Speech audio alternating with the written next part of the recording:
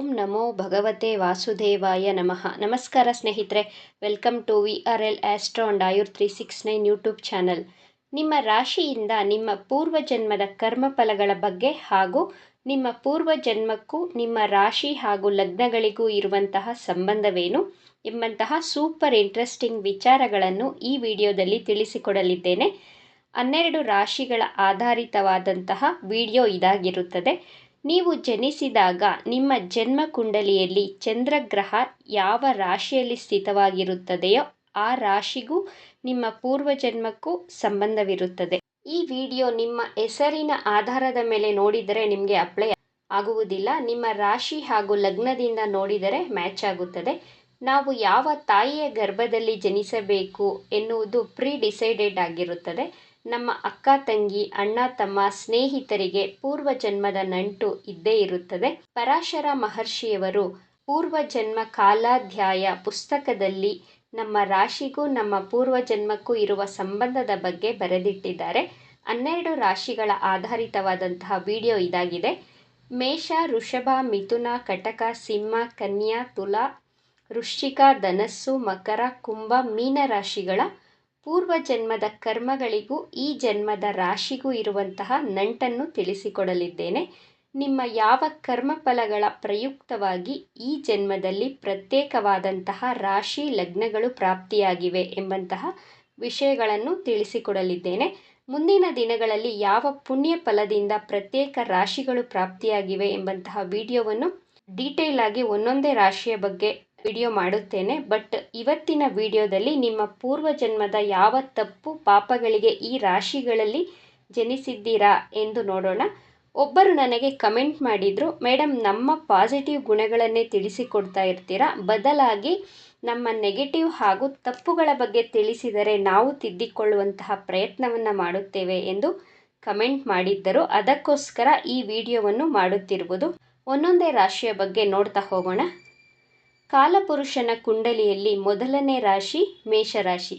ಮೇಷರಾಶಿಯಲ್ಲಿ ಜನಿಸಿದವರು ನಿಮ್ಮ ಪೂರ್ವ ಜನ್ಮದಲ್ಲಿ ಕುರಿ, ಮೇಕೆಗಳ ಹತ್ಯೆಯನ್ನು ಮಾಡಿರುತ್ತೀರಾ. ಕುರಿ, ಟಗರುಗಳಿಗೆ ತೊಂದರೆ ಕೊಟ್ಟಿರುವ ಕಾರಣಕ್ಕಾಗಿ ಈ ಜನ್ಮದಲ್ಲಿ ಮೇಷರಾಶಿಯಲ್ಲಿ ಜನಿಸಿರುತ್ತೀರಾ. ಈ ಜನ್ಮದಲ್ಲಿ ಟಗರಿನ ರೀತಿ ನಿಮ್ಮ ಗುಣಲಕ್ಷಣಗಳಿರುತ್ತದೆ. ಸ್ಟ್ರೈಟ್ ಫಾರ್ವರ್ಡ್ ಆಗಿ ಮಾತನಾಡಿ ಕೆಟ್ಟವರಾಗ್ತೀರಾ.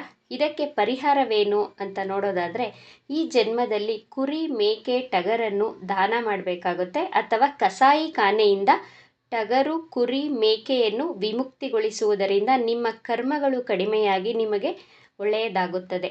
ಎರಡನೆಯದಾಗಿ ವೃಷಭ ರಾಶಿ. ಲಗ್ನಕ್ಕೂ ಅಪ್ಲೈ ಆಗುತ್ತದೆ, ನೀವು ಲಗ್ನದಿಂದನೂ ನೋಡಬಹುದು. ನೀವು ವೃಷಭ ರಾಶಿ ಹಾಗೂ ವೃಷಭ ಲಗ್ನದಲ್ಲಿ ಜನಿಸಿದ್ದರೆ ನೀವು ಪೂರ್ವಜನ್ಮದಲ್ಲಿ ಹಾಲು ಕೊಡುವ ಹಸು, ಎಮ್ಮೆ, ಎತ್ತುಗಳಿಗೆ ತೊಂದರೆಯನ್ನು ಕೊಟ್ಟಿರುತ್ತೀರಾ. ಈ ಮೂಕ ಪ್ರಾಣಿಗಳಿಗೆ ಹಿಂಸೆ ಕೊಟ್ಟಿರುವ ಕಾರಣಗಳಿಗೋಸ್ಕರ ಈ ಜನ್ಮದಲ್ಲಿ ವೃಷಭ ರಾಶಿ ಹಾಗೂ ಲಗ್ನದಲ್ಲಿ ಜನಿಸಿರುತ್ತೀರಾ.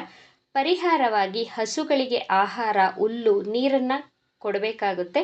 ಈ ಪ್ರಾಣಿಗಳ ಸೇವೆ ಮಾಡುವುದರಿಂದ ಹಾಗೂ ಗೋದಾನ ಮಾಡಬೇಕಾಗುತ್ತೆ. ಗೋಶಾಲೆಗಳಿಗೆ ಭೇಟಿ ಕೊಟ್ಟು ಗೋವುಗಳಿಗೆ ಆಹಾರ ನೀಡುವುದರಿಂದ ನಿಮ್ಮ ಕರ್ಮಗಳು ಕಡಿಮೆಯಾಗುತ್ತಾ ಬರುತ್ತದೆ. ಮೂರನೆಯದಾಗಿ ಮಿಥುನ ರಾಶಿ ಹಾಗೂ ಮಿಥುನ ಲಗ್ನದಲ್ಲಿ ಜನಿಸಿದ್ದರೆ ಹಿಂದಿನ ಜನ್ಮದಲ್ಲಿ ನಿಮ್ಮ ಪತಿ, ಪತ್ನಿ, ನಿಮ್ಮ ಸಂಬಂಧಿಕರಿಗೆ, ಅಣ್ಣ ತಮ್ಮಂದಿರಿಗೆ ಮೋಸ ಮಾಡಿರುತ್ತೀರಾ. ಆದ್ದರಿಂದ ಮಿಥುನ ರಾಶಿಯಲ್ಲಿ ಜನಿಸಿರುತ್ತೀರಾ. ಈ ಜನ್ಮದಲ್ಲಿ ನಿಮ್ಮ ಮಿತ್ರರಿಗೆ, ಸಂಬಂಧಿಕರಿಗೆ ಪ್ರಾಮಾಣಿಕವಾಗಿ ಇರಬೇಕಾಗುತ್ತೆ. ವಿಪರ್ಯಾಸ ಅಂದರೆ ಮಿಥುನ ರಾಶಿಯವರಿಗೆ ಸಂಬಂಧಿಕರಿಂದ, ಸ್ನೇಹಿತರಿಂದ ದುಃಖ ಲಭಿಸುವ ಕಾರಣದಿಂದ ನೀವು ಹೆಚ್ಚಾಗಿ ನಿಮ್ಮ ಸಂಬಂಧಿಕರ ಜೊತೆ ಬೆರೆಯಲು ಇಷ್ಟಪಡುವುದಿಲ್ಲ. ನಾಲ್ಕನೆಯದಾಗಿ ಕಟಕ ರಾಶಿಯಲ್ಲಿ ಜನಿಸಿದವರಾಗಿದ್ದರೆ ನೀವು ಪೂರ್ವ ಜನ್ಮದಲ್ಲಿ ಸರೀಸೃಪಗಳಿಗೆ ಅಂದರೆ ಹಾವು, ಏಡಿಕಾಯಿ, ಜಲಪ್ರಾಣಿಗಳಿಗೆ ತೊಂದರೆ ಕೊಟ್ಟಿರುತ್ತೀರಾ ಅಥವಾ ಹತ್ಯೆ ಮಾಡಿರುವ ಕಾರಣದಿಂದಾಗಿ ಈ ಜನ್ಮದಲ್ಲಿ ಕಟಕ ರಾಶಿಯಲ್ಲಿ ಜನಿಸಿರುತ್ತೀರಾ. ಈ ಜನ್ಮದಲ್ಲಿ ಏಡಿಕಾಯಿ, ಹಾವು, ಸರೀಸೃಪಗಳಿಗೆ ತೊಂದರೆ ಕೊಡೋ ಹಾಗಿಲ್ಲ. ಐದನೆಯದಾಗಿ ಸಿಂಹರಾಶಿ. ಸಿಂಹರಾಶಿಯವರು ನಿಮ್ಮ ಹಿಂದಿನ ಜನ್ಮದಲ್ಲಿ ಕಾಡಿನ ಪ್ರಾಣಿಗಳ ಹತ್ಯೆ ಮಾಡಿರುತ್ತೀರಾ, ಅದರ ಆಹಾರವನ್ನು ಕಸಿದುಕೊಂಡಿರುತ್ತೀರಾ ಅಥವಾ ಶಾಸ್ತ್ರಗಳ ಪ್ರಕಾರ ನಿಮ್ಮ ಇಷ್ಟ ಮಿತ್ರರು, ಸಂಬಂಧಿಕರಿಗೆ ತೊಂದರೆ ಕೊಟ್ಟಿರುವ ಕಾರಣದಿಂದ ಈ ಜನ್ಮದಲ್ಲಿ ಸಿಂಹ ರಾಶಿಯಲ್ಲಿ ಜನಿಸಿರುತ್ತೀರಾ. ನೀವು ಎಷ್ಟೇ ಪ್ರಾಮಾಣಿಕವಾದಂತಹ ಪ್ರೀತಿ ತೋರಿಸಿದರೂ ಸಂಬಂಧಿಕರು ನಿಮ್ಮಿಂದ ದೂರವಾಗಿ ನಿಮಗೆ ದುಃಖವನ್ನು ಕೊಡುತ್ತಾರೆ. ನಿಮ್ಮ ಭಾವನೆಗಳನ್ನು ಅರ್ಥ ಮಾಡಿಕೊಳ್ಳದೆ ನಿಮ್ಮನ್ನು ದೂಷಿಸುತ್ತಾರೆ. ಆದಷ್ಟು ಯಾರು ಎಷ್ಟೇ ದೂಷಿಸಿದರೂ ನಿಮ್ಮ ಕರ್ತವ್ಯವನ್ನು ನೀವು ಮಾಡಿ ಕಾಡು ಪ್ರಾಣಿಗಳ ಬೇಟೆ ಮಾಡದಿರಿ.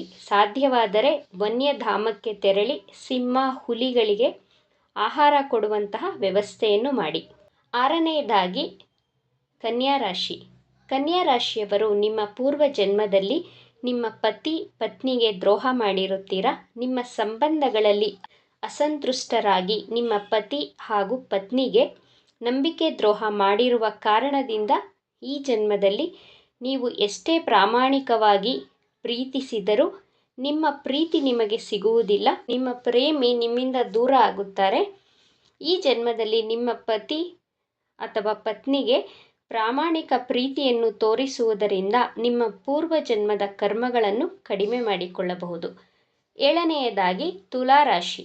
ತುಲಾರಾಶಿಯವರು ಪೂರ್ವ ಜನ್ಮದಲ್ಲಿ ವ್ಯಾಪಾರಿಗಳಾಗಿದ್ದು ನೀವು ನಿಮ್ಮ ಲಾಭಕ್ಕೋಸ್ಕರ, ಸ್ವಾರ್ಥ ಸಾಧನೆಗೋಸ್ಕರ ವ್ಯಾಪಾರದಲ್ಲಿ ದ್ರೋಹ ಮಾಡಿರುವ ಕಾರಣದಿಂದಾಗಿ ಈ ಜನ್ಮದಲ್ಲಿ ತುಲಾರಾಶಿ ಅಥವಾ ತುಲಾ ಲಗ್ನದಲ್ಲಿ ಜನಿಸಿರುತ್ತೀರಾ.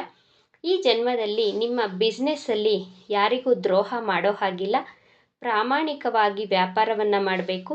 ಈ ಜನ್ಮದಲ್ಲಿ ತುಲಾರಾಶಿಯವರಿಗೆ ನಿಮ್ಮಿಂದ ಹಣವನ್ನು ಸಾಲ ತೆಗೆದುಕೊಂಡವರು ಹಿಂದಿರುಗಿಸದೆ ನಿಮಗೆ ಶತ್ರುಗಳಾಗಿ ಕಾಡುತ್ತಾರೆ.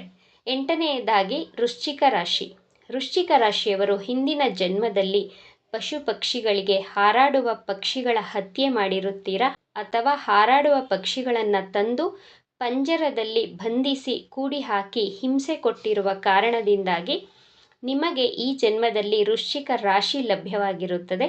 ನಿಮ್ಮ ಮನಸ್ಸೇ ನಿಮಗೆ ಶತ್ರುವಾಗಿ ನಿಮ್ಮ ಭಾವನೆಗಳ ಜೊತೆ ತೊಳಲಾಡುತ್ತೀರಾ. ಈ ಜನ್ಮದಲ್ಲಿ ಪಂಜರದ ಪಕ್ಷಿಗಳ ಬಿಡುಗಡೆ ಮಾಡುವುದರಿಂದ ನಿಮ್ಮ ಮನಸ್ಸು, ಭಾವನೆಗಳ ಒದ್ದಾಟ, ತೊಳಲಾಟ ಎಲ್ಲವೂ ಕಡಿಮೆ ಮಾಡಿಕೊಳ್ಳಬಹುದು. ಪಕ್ಷಿಗಳಿಗೆ ಧಾನ್ಯ ಹಾಗೂ ನೀರನ್ನು ಕೊಡುವುದರಿಂದ ನಿಮಗೆ ಶುಭ ಫಲಗಳು ದೊರೆಯುತ್ತದೆ. 9ನೇದಾಗಿ ಧನಸ್ಸು ರಾಶಿ. ಧನಸ್ಸು ರಾಶಿಯವರು ನಿಮ್ಮ ಪತಿ ಪತ್ನಿ ಸಂಬಂಧಿಕರಿಗೆ ದ್ರೋಹ ಮಾಡಿರುವ ಕಾರಣದಿಂದ ಈ ಜನ್ಮದಲ್ಲಿ ಧನಸ್ಸು ರಾಶಿಯಲ್ಲಿ ಜನಿಸಿರುತ್ತೀರಾ ಹಾಗೂ ನಿಮ್ಮ ಜೀವನ ಸಂಗಾತಿಯ ಪ್ರೀತಿ ಅಷ್ಟಾಗಿ ಸಿಗುವುದಿಲ್ಲ.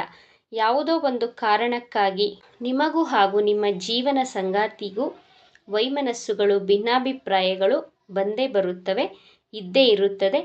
ಬೇರೆಯವರನ್ನು ನಿಂದಿಸಿರುತ್ತೀರಾ, ಸಂಬಂಧಿಕರಿಗೆ ತೊಂದರೆ ಕೊಟ್ಟಿರುತ್ತೀರಾ. ಈ ಜನ್ಮದಲ್ಲಿ ನೀವು ಯಾರಿಗೆ ಎಷ್ಟೇ ಸಹಾಯ ಮಾಡಿದರೂ ಸಹಾಯ ತೆಗೆದುಕೊಂಡವರು ನಿಮಗೆ ಶತ್ರುಗಳಾಗಿ ತೊಂದರೆ ಕೊಡುತ್ತಾರೆ. ನಿಮಗೆ ಶತ್ರುಗಳು ಹೆಚ್ಚಾಗಿರುತ್ತಾರೆ. ನಿಮ್ಮ ಆಫೀಸಲ್ಲಾಗಲಿ, ನಿಮ್ಮ ವರ್ಕಿಂಗ್ ಪ್ಲೇಸಲ್ಲಾಗಲಿ, ನಿಮ್ಮ ಮನೆಯ ಸುತ್ತಮುತ್ತ ಶತ್ರುಗಳ ಕಾಟ ಯಾವಾಗಲೂ ಇದ್ದೇ ಇರುತ್ತದೆ ಧನಸ್ಸು ರಾಶಿಯವರಿಗೆ.